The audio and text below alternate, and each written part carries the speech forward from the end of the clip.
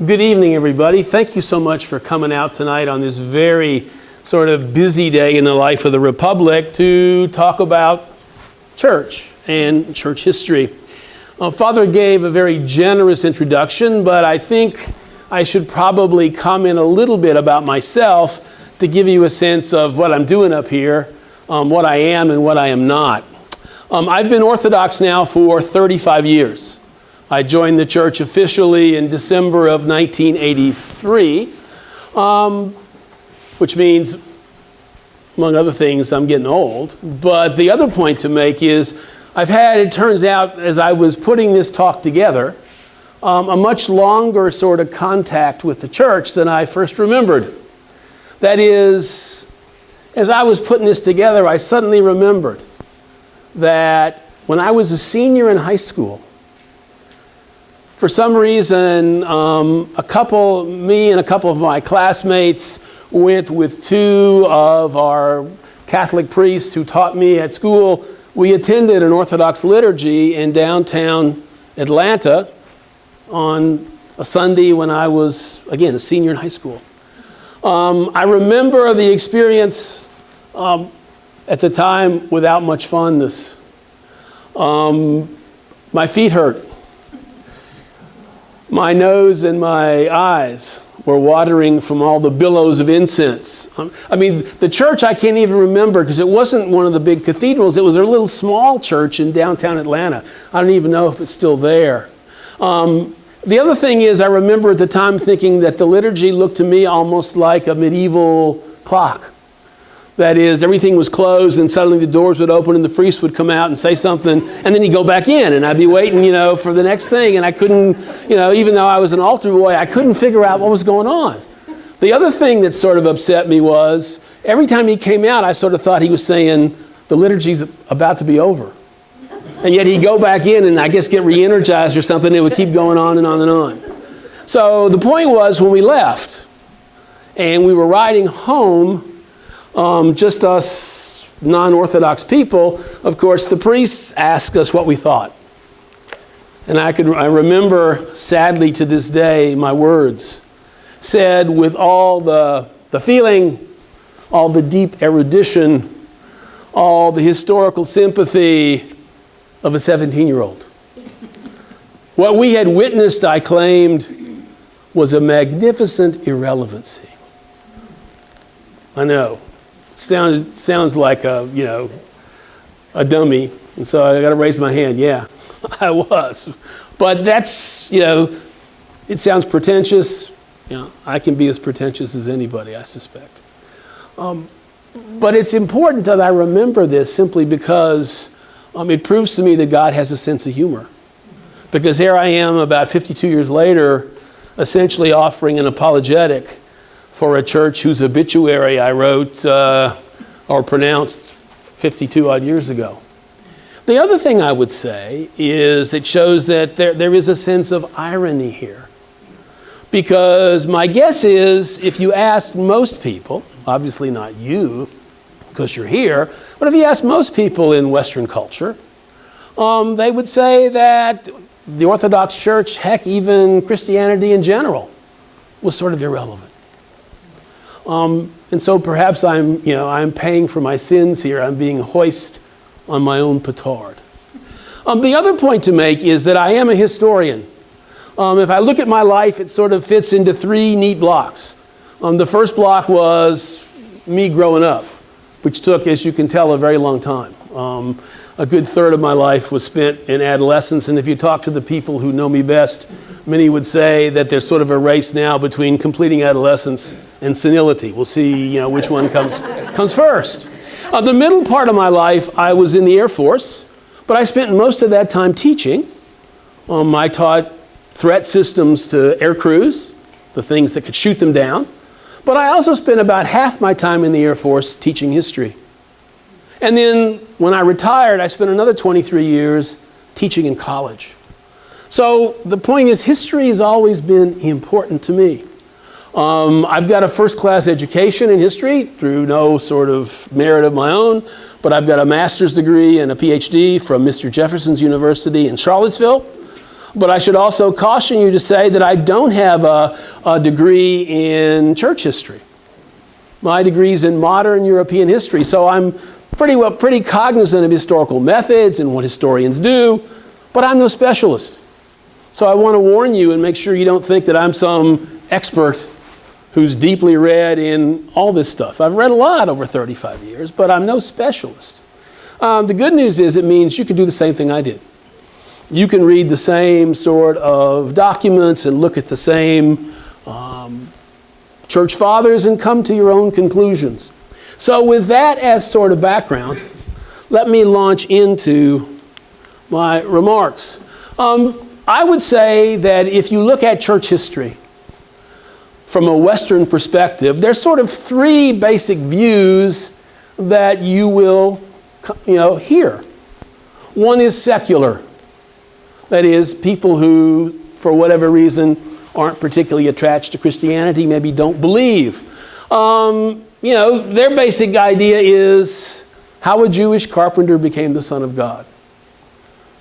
That is, this sort of interesting kind of sociological, political, philosophical system that elevated this obscure Jewish rabbi into the Son of God. They often talk about multiple Christianities. There were competing Christianities, they would say, in the early church. And it's about winners and losers. Since all this was man-made, it was about political disputes and disputes over power and profit, etc., that sort of shaped early Christianity. Now, there are reasons for this. It sounds like I'm dumping all over historians here. But remember, I myself am one, so I have some sympathy for what they have to say. For one thing, historians study the works and deeds of men. They don't study, you can't write a history book that said God won World War II. I mean, you can, but not many people are going to want to read it. It's about the deeds, the acts, the ideas, the emotions of human beings. Most modern historians, or church historians, turns out are not believers. It's an interesting sort of phenomenon that really doesn't, again, it's not a criticism, it's just sort of a statement of fact that you need to keep in mind. Therefore, they believe that doctrine is essentially man-made. It's sort of a political competition. You say potatoes and I say potatoes, and we get together and fight about it, and one side or another wins. Also, this means that Christianity, you might say, can still grow in the sense that certain Christian doctrines that maybe some modern people find objectionable. Christianity's sexual ethic, for example, its teachings about marriage, if these are only man-made constructs, then certainly they can grow and change. If we look at the perspective of Western Christians, we have, you might say, two perspectives, the Roman Catholic, obviously, and the Protestant. Roman Catholics tell a story that in some ways is very similar to Orthodoxy. After all, we were one united church for about 1,000 years or so. Although if you study it, there were growing divisions all along. But the thing the Roman Catholics would add was, ultramontanism, over the mountains to Rome, the presence of the Pope, his authority, his prerogative, his power. This is going to develop over time. The most famous statement of papal power, as some of you know, was a papal bull called Unum Sanctam, which was issued, I think, around 1202, 1203 by Boniface VIII, and it says that being under the authority of the Roman pontiff is absolutely essential for salvation, for every human being. So this is sort of a major idea that dominates much of Roman Catholic history and theology. Protestants, on the other hand, obviously reject this and have a notion of what's sometimes called the branch theory. There was a primitive Christian church, and then it sort of flowered and branched into various denominations, all of which exist more or less to this day. Some talk about what they call a Constantinian apostasy. That is, there was this primitive church, And about the time of Constantine in the 4th century, this church essentially apostatized. It denied the ancient faith and went off in all kinds of new directions. Here's a wonderful slide that sort of shows this idea.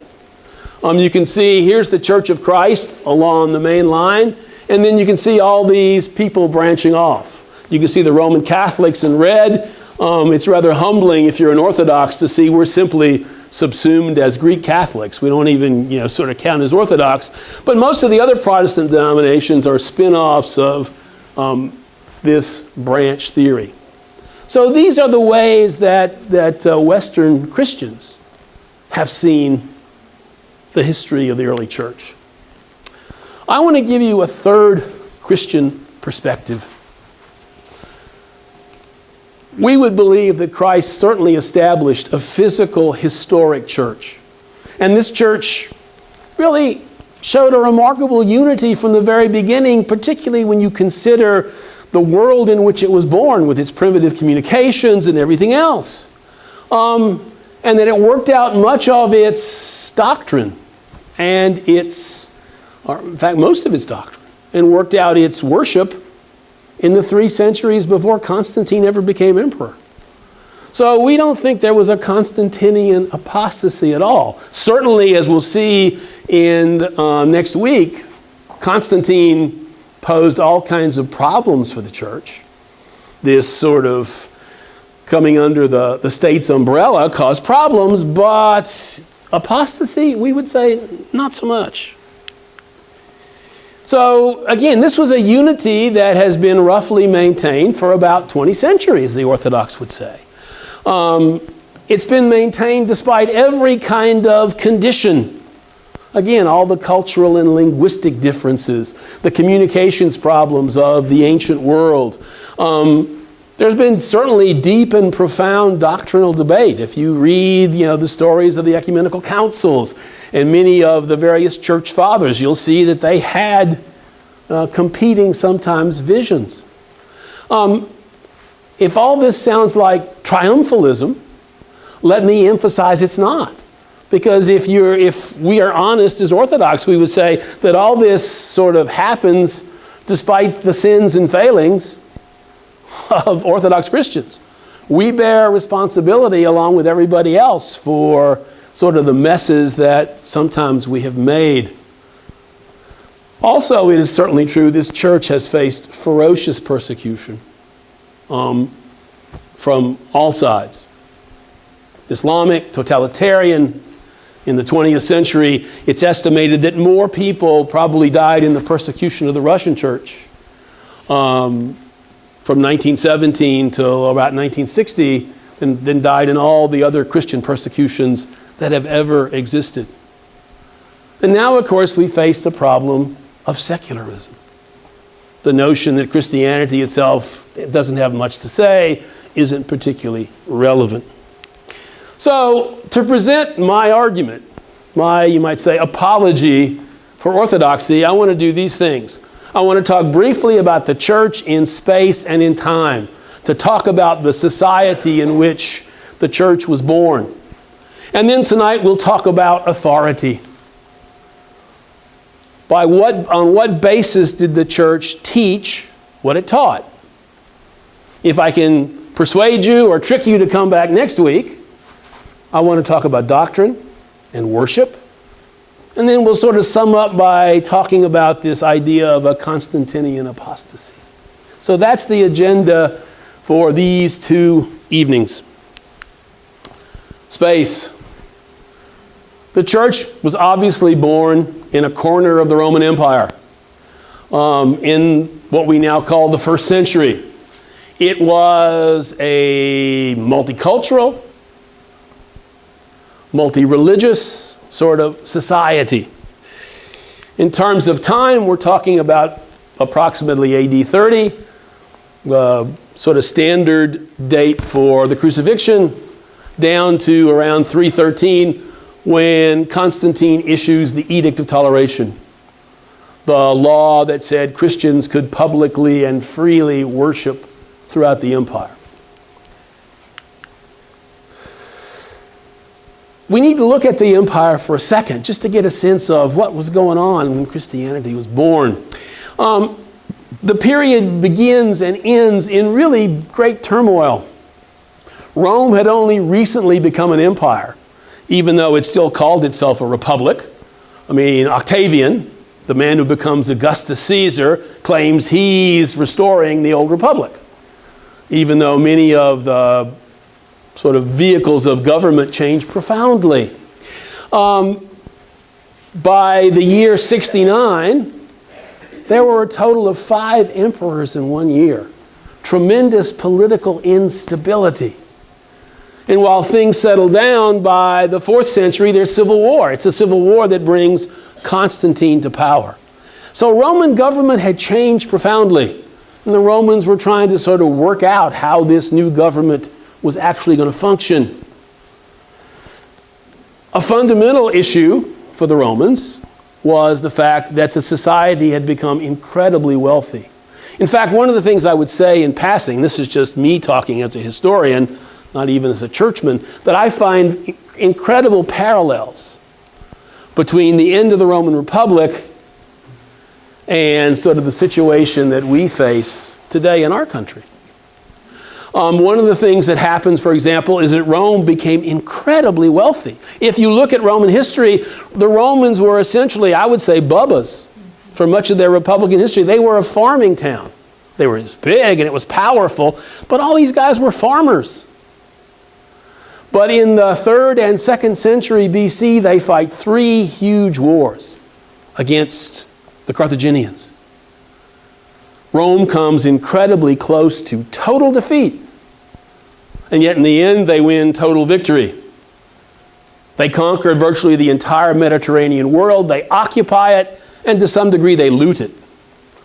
So Rome becomes enormously wealthy overnight. And this is going to have profound impact on Roman society. Rome itself, we think in the 1st century AD, was a city of 1 million people. Imagine trying to feed and clothe and take care of 1 million people, given the primitive communications and food supplies of the 1st century. It gives you a sense just how organized and efficient and ruthless the Romans could be. All these changes had seen the collapse of traditional classes. The basic Roman, had always been a farmer. But when the farmers come home from the Punic Wars, they find all their land's gone. They've been taken over by the elite, allegedly to farm and raise food for Rome during the war. But of course, the land never gets transferred back into the hands of the small farmer. Rome was now multicultural. There were people coming to Rome from all over the world. It wasn't just a bunch of Italian or Roman bubbas. It was an influx of all kinds of people. It was polytheistic. It enforced a brutal law and order with a professional army. One of the other changes is the Romans went from a conscript force, that is, all Roman citizens were required to serve. Now under the empire, it's a professional force. You enlist for a period of years. You get paid. It changes the dynamic of service and citizenship and of the military. Now, this law and order facilitated communications. It also had a common business language that we call Koine, the Koine Greek, in which almost all the New Testament was written. So it made it easier for ideas to be communicated across the Med. Also, Roman morality had profoundly changed. If you look at the Republic was rather, Republican Rome was sort of almost blue nose in its ethics. For one thing, a lot of the names that sound so grand, like Calvus, I think, ultimately or originally meant baldy. Naso, which is a nice middle name that many Romans used, meant nosy. Crassus, which you hear a lot, meant fatty. So a lot of these names that that sound so wonderful now and became standard names under the empire, originally at least were rather descriptive of what somebody looked like. If you were a Roman girl, The story, in the Republic, the story you heard about was Lucretia. This beautiful Roman matron who was sexually violated by the son of the last king of Rome, and who proved the fact that she was innocent, that she had in fact been outraged by committing suicide. It was sort of a standard of conduct. If you were a man, you heard about the famous Roman general who during the Punic Wars executed a young officer who had done heroic deeds in fighting and killing a Carthaginian. What gave the story its particular sting in the tail, of course, was that the general executed this young officer who also happened to be his son. So the Romans, the Republican Romans, didn't have a lot of tolerance for, hey, easy come, easy go. You do it your way, I'll do it my way. We'll all sort of relax. They were pretty hard, blue-nosed. They had a very sort of narrow sense of right and wrong. All that begins to change with the influx of various religions, various cultures into this massive city that was imperial Rome. This was the city, of course, and the culture in which Christianity sort of emerged. The Romans had an interesting sort of take on religion. They believed that religion was about what they called the Pax Deorum, the peace of the gods. That it was the job of Roman society essentially to keep the gods off your back. The way you did that was not insult them, offer sacrifices, be polite, speak highly of the gods, and they'll sort of not bother you.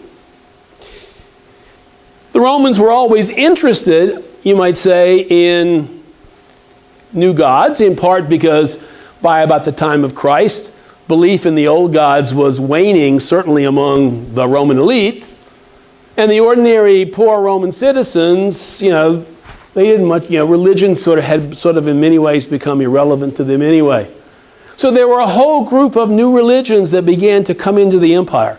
They're often called mystery religions because they kept many of their doctrines secret until you became a full member.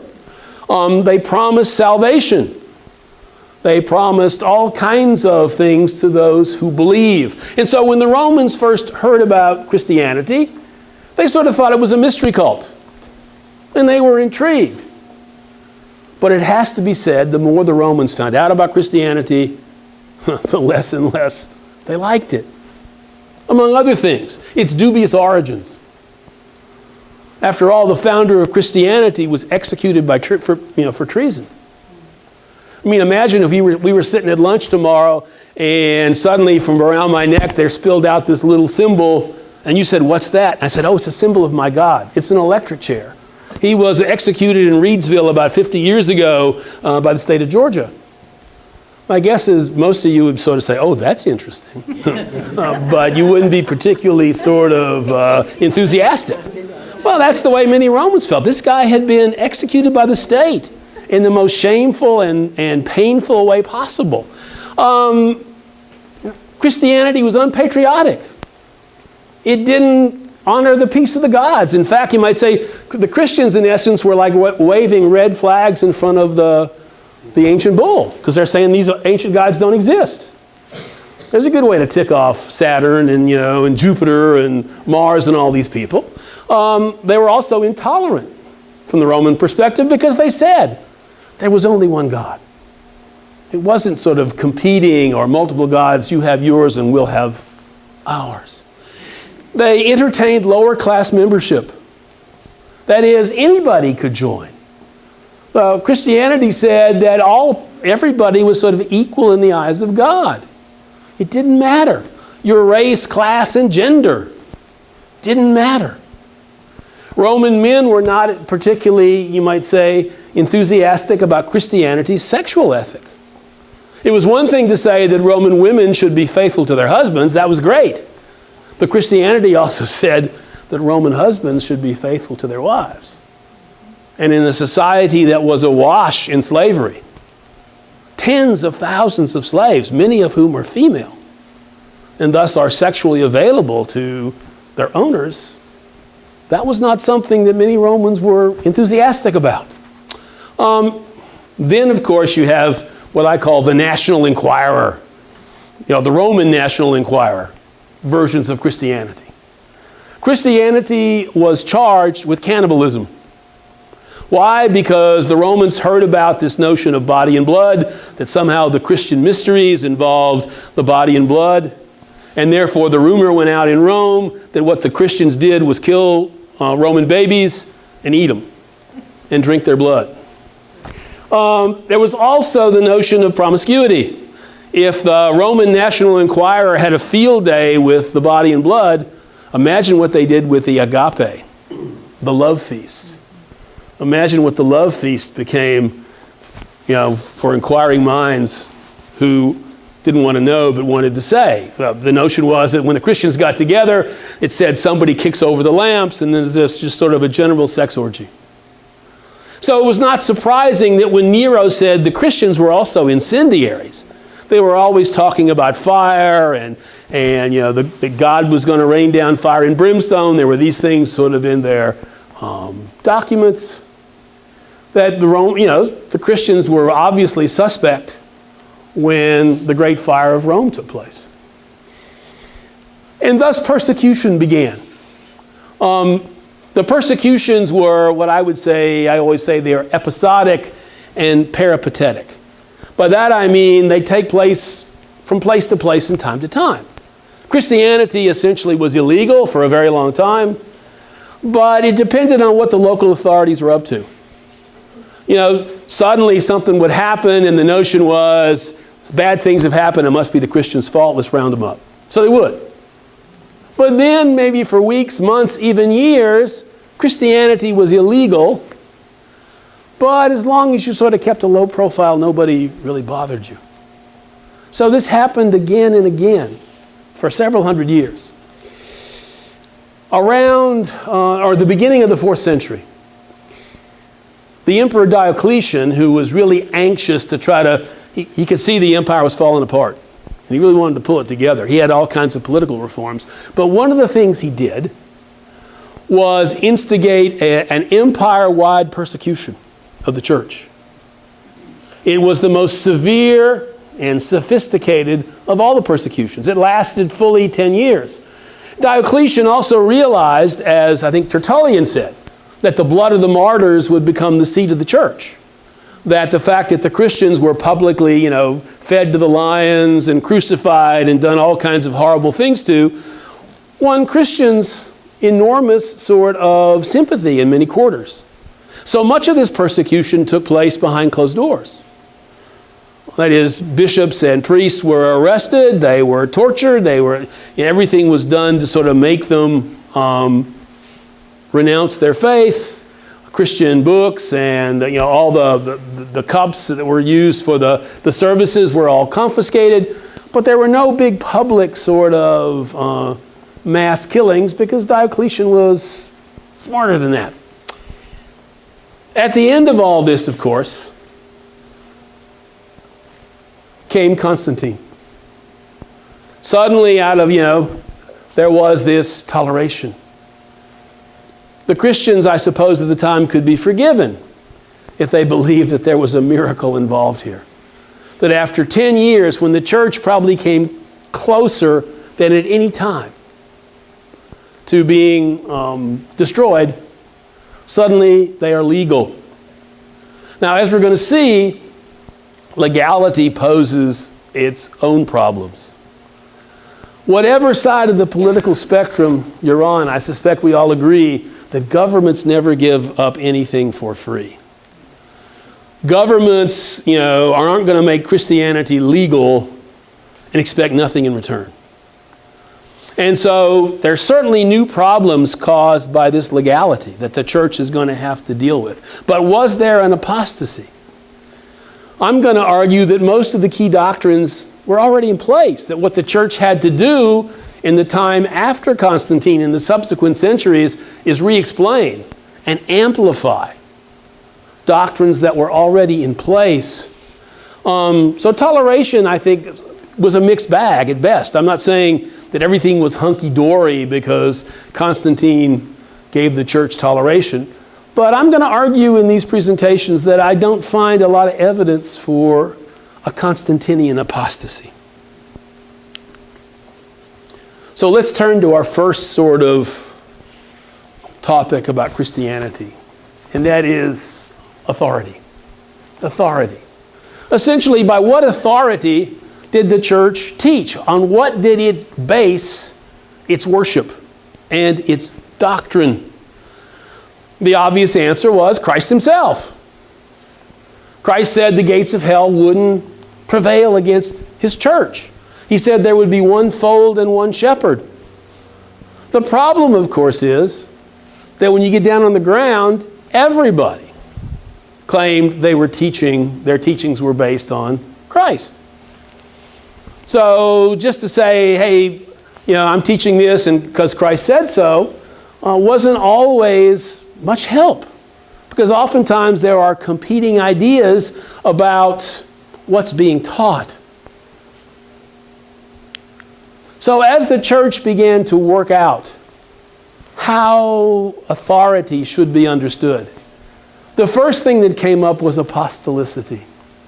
That is, the apostles themselves, the men that Christ had sort of charged to be his representatives. They were the first missionaries. They were the first evangelists. They were the ones spreading the good news.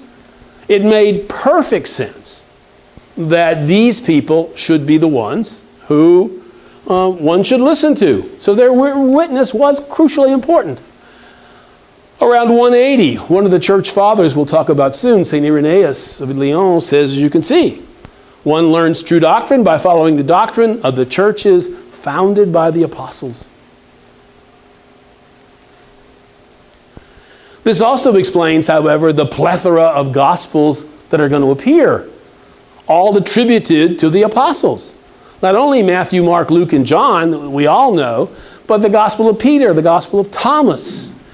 You've read about the Gospel of Judas that I think suddenly appeared last year or whatever. All these Gospels come out, and of course the reason is everybody wants to claim that their doctrine is based on the apostles' teaching. So ultimately this apostolicity, you might say, had to be extended for three reasons. One, people were spreading doctrine, tradition, that didn't fit with the apostles. That seemed to be new teachings that didn't sort of go along with what the apostles had said.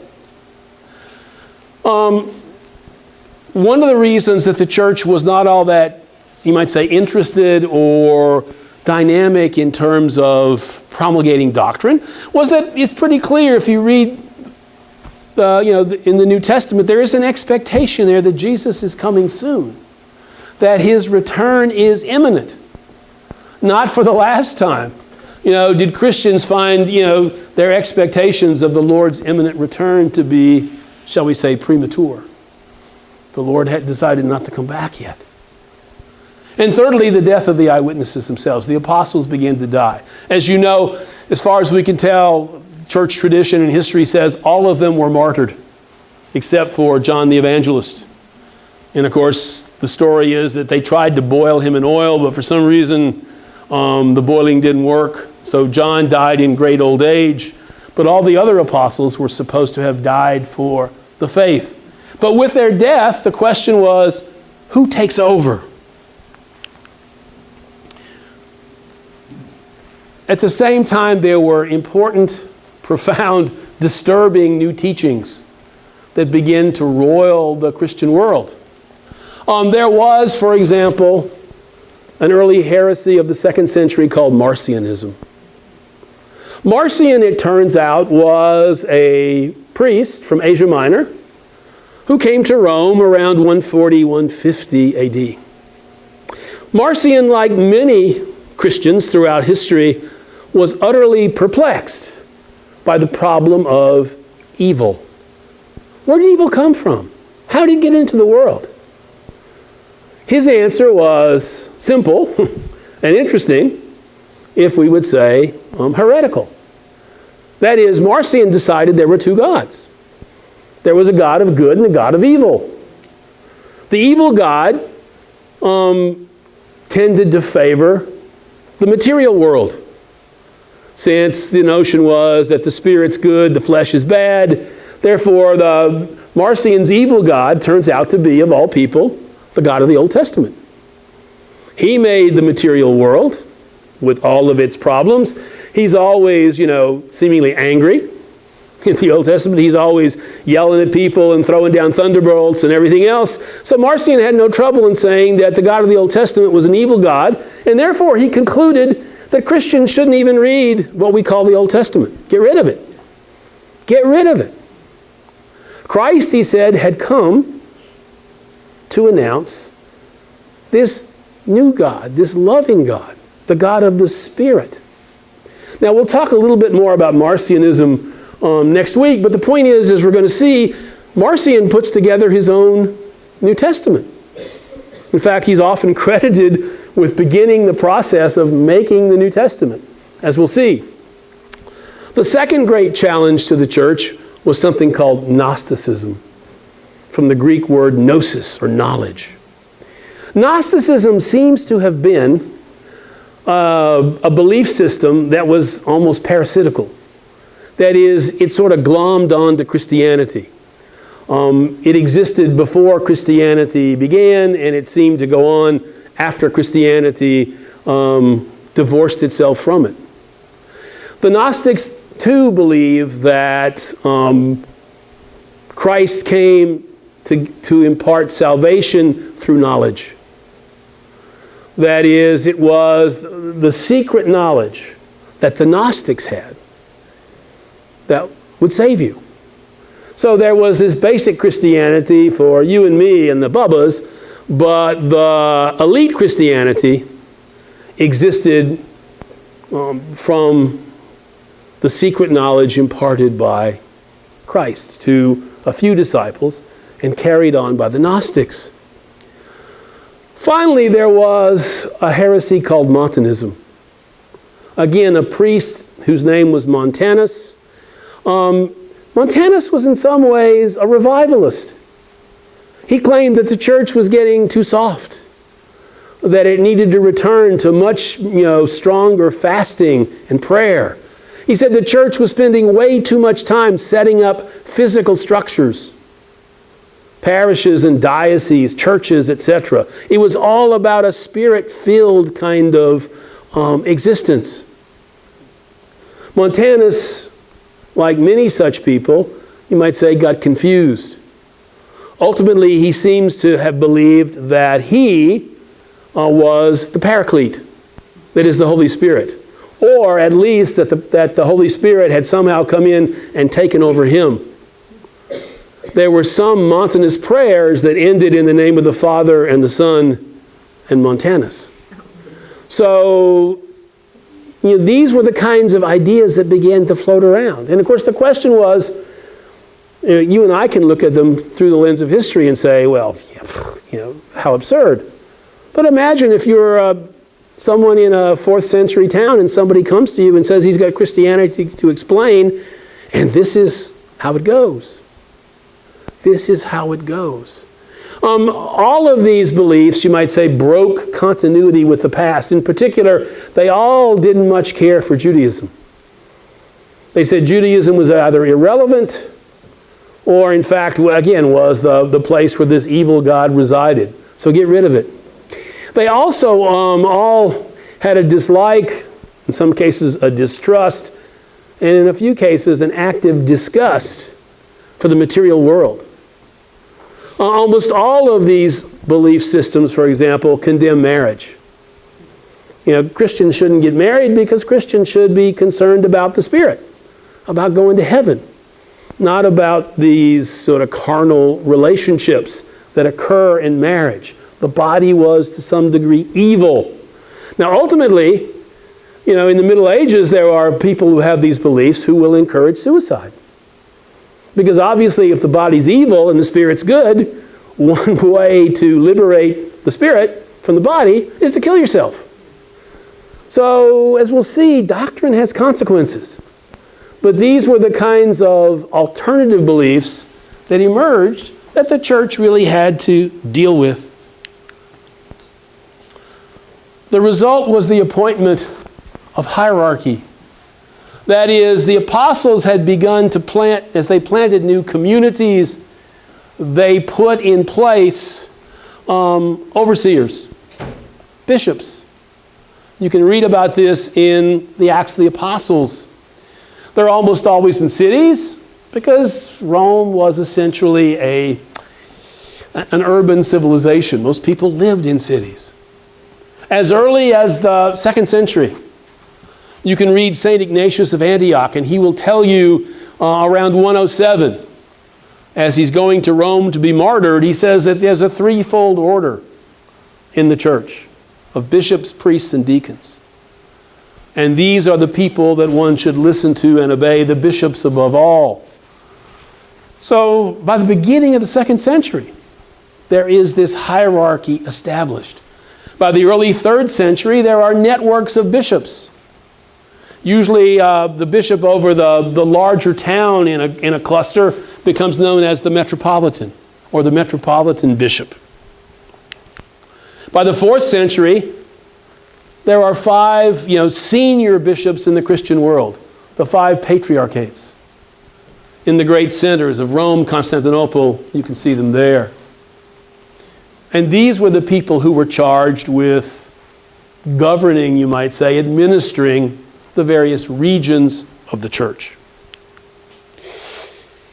The next sort of source of authority was those men called the church fathers.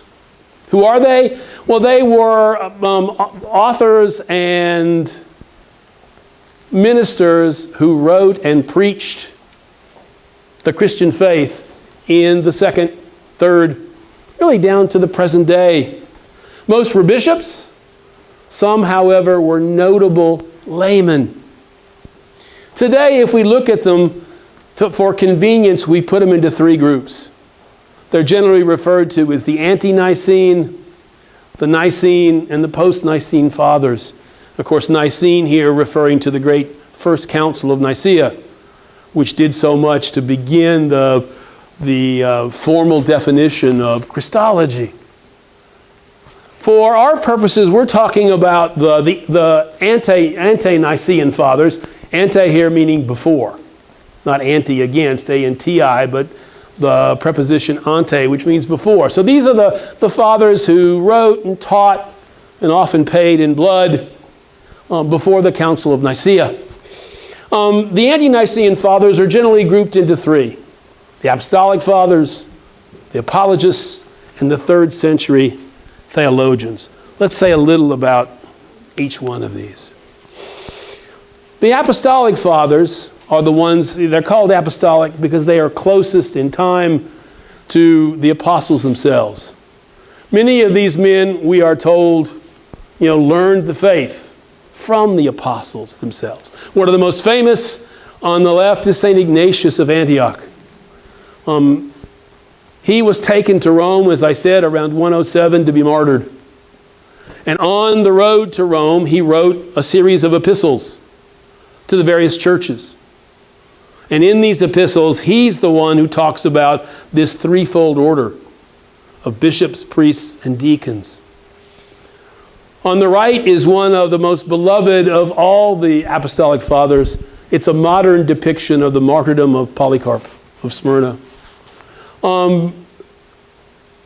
The account of his martyrdom is one of the most moving that one can read. It's readily available on the internet. I would urge you to read it to get a sense of what these men were like. It's a very powerful document, and it attests to his great faith and to the kinds of witness that these men were prepared to offer. Among the apologists that we will talk more about next time, there are 2 of particular importance. On the left is St. Justin Martyr, or Justin the philosopher, martyred in Rome toward the middle of the 2nd century. Justin's important for a number of reasons, but particularly for my discussion and my understanding of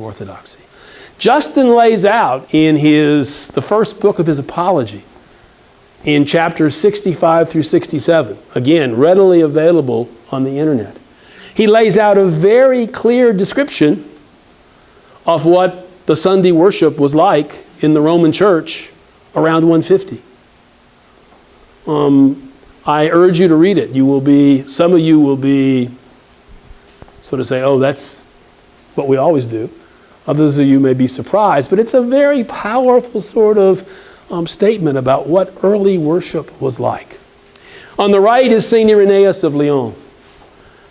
His most famous work is Against the Heresies. Against the Heresies. A massive compendium in which he deals with Gnosticism. But along the way, as we'll see, he also lays out some of the fundamental beliefs that the church already held in the 2nd century. Among the 3rd century theologians, one of the most interesting is Origen, or as Metropolitan, Callistos calls him Origen, or he calls him Origen. Origen. I love that sort of Oxford accent, Origen. Origen is probably the most prolific of all the early church writers. He had great influence. He did a comparative sort of analysis of like 4 different versions of the Old Testament, along with his own translation from Hebrew into Greek and an examination of all the grammar points of his translation. He offers powerful insights into prayer. It's Origen who says that prayer is not about asking God for stuff. Prayer is about entering into the life of God himself. It's about being with God. It's not simply petition. Interestingly, Origen also talks about this famous doctrine called apokatastasis. I only bring it up here for one particular reason, to show you that the fathers can be wrong. Apokatastasis simply means that Origen believed that at the end of the world, a good and loving God would essentially abolish hell and save everybody, even Satan. Now, it should be obvious that that is something that we probably all should pray for.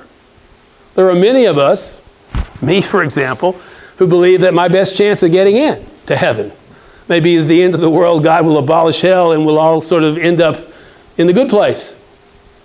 So it's okay to pray for that. It's okay to talk about that. It's okay to think about that. But what I can't do, and what Origen did, was teach this as doctrine. That the church says that at the end of the world, hell is going to be abolished. There's not much evidence for that. And so my point is simple, that Origen ended up in a heretical sect. We also know that Origen apparently read the passage in Scripture where Christ said that one should be eunuchs for the kingdom of heaven, and according to church history, he mutilated himself in order to make himself a eunuch. Now, the church fathers aren't always correct. I've just given you Origen. A couple of them talk about the pre-existence of souls. Augustine in the 4th and 5th century talks about predestination, something that the Orthodox Church doesn't abide because we believe in free will. So the point is, the church always speaks about the consensus of the fathers. The consensus. What do they all sort of agree on? What can we take from them? This consensus is really important when we get to the last and greatest source of authority, and that is the New Testament canon. Now, it probably sounds funny that the most important source of authority in the church, the New Testament, we put last. But we put last in a sense because it's greatest, but also to understand where it comes from. The authority of Scripture really is rooted in the confession of faith of the apostles, the hierarchs, and the consensus of the fathers. Ultimately, for the Bible to be the Bible, the church has to be the church. Because it's the church who really puts this Bible together. For the Orthodox, the Old Testament consists of the famous Septuagint, the translation of the 70. As you can see, sort of the details here, done in Alexandria. It's important because it was in existence. It's important because it's the version the Lord himself quotes. When you read Christ quoting Scripture, it comes from the Septuagint. We've got some Orthodox study Bibles in here. If you've not seen the Septuagint, you can sort of take a look at it. It's got extra books that the Hebrew Bible doesn't have. The New Testament, the compilation of it's a little more complicated and interesting. Again, there are dozens of Gospels, all attributed to various apostles. Some are interesting, sound, pious, but they don't make the cut. Some are horrifying. There was a Christian from Alexandria called Basilides who put together a gospel. He was a Gnostic who said at the crucifixion, Christ literally changed places with Simon of Cyrene, the man who bore his cross. That Christ stands laughing while the Romans crucify Simon, because Jesus' spirit goes into Simon's body and Simon's spirit goes into Jesus' body.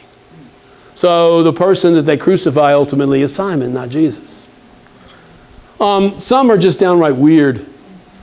It takes about 400 years for the church to decide, ultimately. Here's a great example. You've all heard of the Gospel of Thomas. I won't read all the verses. You can read some. But the one, Jesus said, lucky is the lion that the human will eat, so that the lion becomes human. And foul is the human that the lion will eat, and the lion will still become a human. The most disputed verse, of course, is the last one. Simon Peter said to them, make Mary leave us, for females don't deserve life. Jesus said, look, I will guide her to make her a male, so that she too may become a living spirit resembling you males. For every female who makes herself male will enter the kingdom of heaven. Now, honesty compels me to say that there are Gnostics today who say that is a disputed verse. But you find it in almost every compilation of the Gospel of Thomas. What exactly it means, you consider that there are some explanations. But the point is, these are the kind of Gospels that were out there. So if you're just some Joe Schmo Christian or somebody interested in Christianity, is this what you're supposed to believe? Yeah, exactly. So what happened?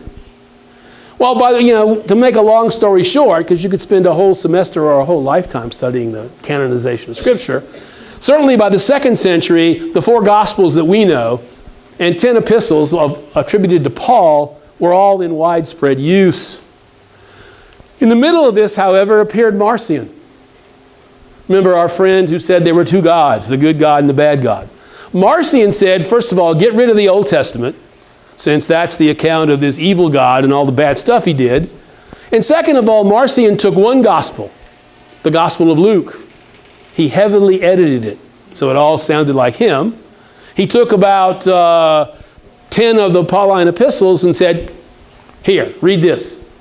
This is the Scripture that a good Christian should read. So Marcion is oftentimes, given credit for prompting canonization. The church had to have some reply to Marcion's notion of what the New Testament, what the Bible was supposed to be. By the 300s, I notice Eric's here got a good copy of Eusebius' History of the Church. If you look in the back, in the appendix, Eusebius gives us this famous sort of listing. He says these are by around 320 or so, these are all the approved books of the Bible, of the New Testament. The ones in the middle are disputed still. The ones on the right have been, according to Eusebius, definitely rejected. So simply look up Eusebius' History of the Church and you'll be able to examine this in detail. But the point is, this is how the New Testament was put together. The first time we see a completed canon in the modern sense takes place in 367. When St. Athanasius the Great, one of the great defenders of Orthodoxy and of Trinitarian theology, the Patriarch of Alexandria, sends out a festal letter to his churches and says, here are the books. He lists the 27. He calls them the wellsprings of salvation. So the point is, however, the Bible was always the church's book. The notions that somehow the church would canonize documents that contradicted what the church had to say about this, that, and the other seems to me to be a bit far-fetched. And so we would say that these pillars of authority support each other. Again, the canon depends on the authority of the apostles, on the hierarchy of the church, and on the church fathers. They're the ones who say that these are the wellsprings of salvation. On the other hand, church organization is sustained by the canon of the New Testament. It's the canon that's our most important source of understanding Christ, who he was, what he did, what he said. And so they all lived happily ever after, or not. By the 5th century, a Frenchman by the name of Vincent of Lérins proposed a very simple rule of faith. It's called the Vincentian canon. A Christian should believe quod semper, quod ubique, et quod ab omnibus. What had been taught always and everywhere and by all. There were no secret teachings. There were no elite Christianities. There was this one common faith that had been taught everywhere and by all. The point I'm going to make next time is that the church has always adhered, you might say, to this Vincentian canon. The church has always been reluctant, you might say, to really spell out doctrine for a couple of reasons, as we'll see. But nonetheless, we would say that there's really no new doctrine. That most of these ideas had already been sort of been spelled out in the first 3 centuries, long before Constantine. What the church is going to do during the time of Constantine and after is offer explanations of what has been believed always and everywhere and by all. So let me stop there. I've kept you long enough. Anybody have any questions? We got Father here to answer them all, so I'll be happy to take them all and pass them on to him. But anybody, and we got refreshments, so by all means help yourself to something to eat and drink.